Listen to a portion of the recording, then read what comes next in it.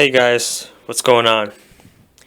Once in a while, in MGTOW circles, I hear the name Ayn Rand mentioned, usually in a favorable light. Now, there's some good things about Ayn Rand, but there's also some problems with Ayn Rand, which ultimately make her a gynocentric philosophy. And so I'm basically making this video to make you aware of the problems with Ayn Rand's philosophy. And hopefully you'll think twice before supporting it. Now, what's good about Ayn Rand's philosophy is she's in favor of reason and individual rights and individual responsibility. She's in favor of capitalism and free markets and limited government. And these are all good things. She's even against feminism. She spoke out against feminism. But there's some problems with her philosophy. And the root philosophic problem that her philosophy, which she called Objectivism, is that she was adamantly in favor of the blank slate. She was adamantly against any form of instinct or any form of evolved psychological adaptations. For example, if you claim that men are better than women at math, at 3D spatial reasoning, at reading maps, and then you show them data where women are injected with testosterone and they become better at reading maps, objectivists will completely deny that. That's just completely unacceptable for the objectivist. And of course, objectivists will also deny any form of mating strategies. Any form of mating strategies that females follow or males follow. Right? It's okay for animals to have instincts, but the idea that humans have instincts is just completely rejected out of hand by Ayn Rand's philosophy. And this leads to all kinds of subtle, blue pill, and gynocentric results. So I was an objectivist for many years. I was involved in the Objectivist student club at the university. I was one of the officers. I went to several Objectivist conferences. And I read pretty much all of Ayn Rand's books multiple times. And my original Facebook account had hundreds of friends, most of them Objectivists. Most Objectivists are, in fact, traditional conservatives. They reject feminism, which is good, but then they fall into the conservative trap, the tradcon trap, right? As we know, feminism and traditional conservatives are actually two sides of the same gynocentric coin. So most objectivist men are married or want to get married. A lot of them are okay with misandric laws, with gynocentric laws. And I actually dropped the objectivist label over these issues. The last straw I had was I was arguing with this objectivist, and I was trying to explain to him how laws regarding child support favor women and hurt men. For a man, consenting to have sex is basically agreeing to 18 years of slavery in the form of child support. But for a woman, consenting to sex is not consenting to motherhood.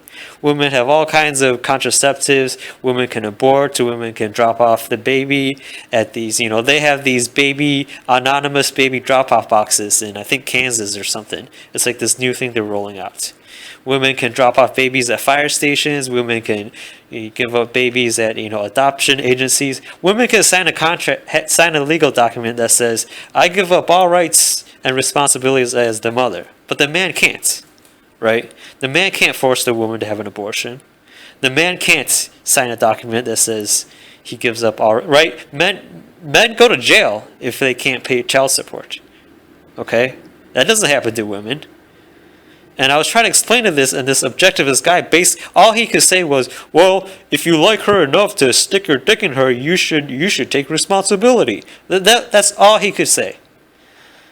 And I pretty much realized that objectivists, though, they're very much in favor of reason and logic, and not thinking using emotions. They're very cautious. They're very careful when it comes to emotions. They know that emotions can lead you down the wrong path. And they're pretty good, for the most part, in sticking to this. But when it comes to women, they just have this, what I call, a cognitive blind spot, where they don't realize they're doing it, but they're giving completely different standards for men and women. Right? Objectivism is supposed to be this individualistic philosophy. You're not supposed to judge people based on race. You're not supposed to judge people based on gender. You're supposed to judge people based on individuals. Okay, but apparently individual men are different than individual women. I'll give you another example. Don Watkins. He's a fellow at the Ayn Rand Institute. He writes books and gives lectures about the welfare state. And he was giving this lecture arguing against the welfare state. And just in the middle of the lecture somewhere, he just casually mentioned, "Oh yeah, if you're a man and you need money, you shouldn't go for the government. You shouldn't ask the government for handouts. You should get a job. Likewise, if you're a woman, you shouldn't ask for handouts either. You should find a man to support you, to take care of you." And it's like, okay, so it's wrong for a woman to leech off the government, but it's okay for a woman to leech off a man?